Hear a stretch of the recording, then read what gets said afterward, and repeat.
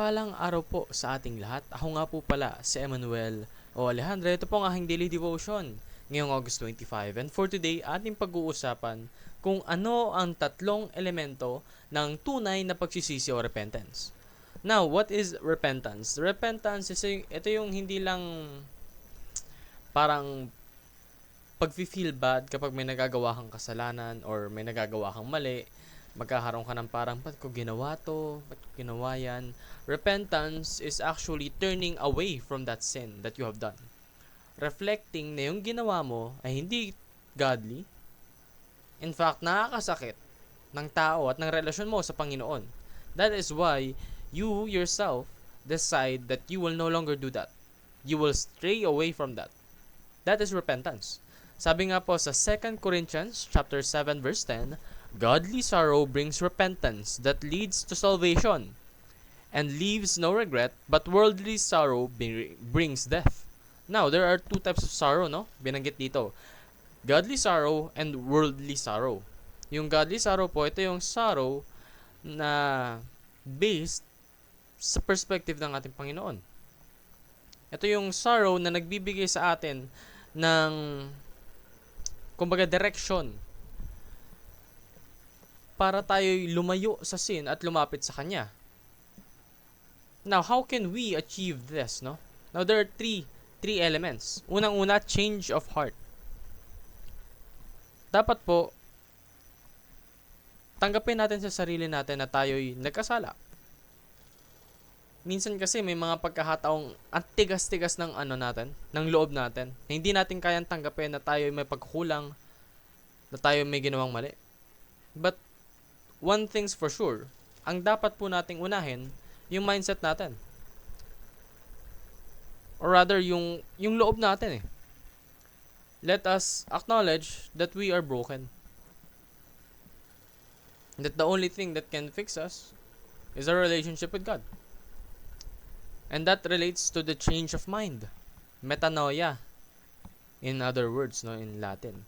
And this means transformed mind. Ibig sabihin ito, nagbabago na yung perspective mo. Na yung dati mong ginagawa, na sa tingin mo okay lang, na-realize mo ng, ba't ko to ginagawa? I can do something better. I can be better. I can serve God better.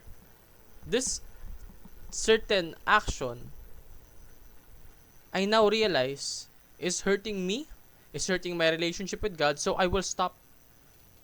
And that results in the change of direction. Ibig sabihin po nito, turn away from sin. Hindi ka na haharap dun sa mga worldly desires. Desires of the flesh. Lalayuan mo na yun. Tatalikuran mo at saan ka pupunta? Pupunta ka sa Panginoon. Lalapit ka sa Kanya. You will be more intimate with God. Know His life, know His teachings, know His word, and spread His gospel. And in doing so,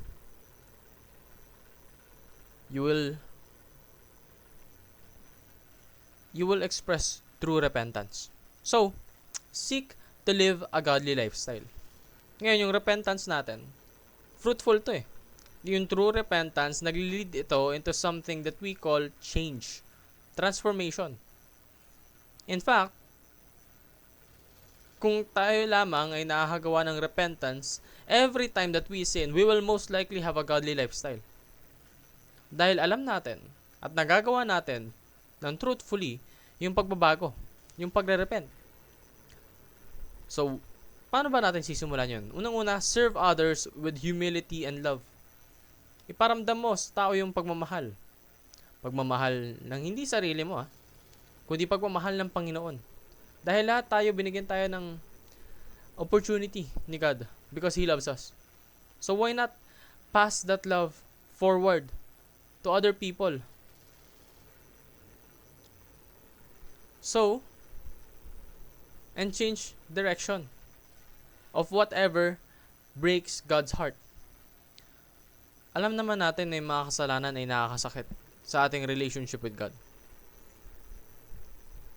Yung God natin, nagsakripisyo. Bakit? Dahil mahal niya tayo. Do we really want to hurt our God? No. We want to glorify Him. We want to serve Him. And sinning is not serving Him. In fact, it's hurting Him. So we should turn away from that. We should Shun away from that. Yun lamang po ang aking daily devotion. Maraming salamat sa pakikinig. Pagpalain po tayong lahat and let us all give glory to God.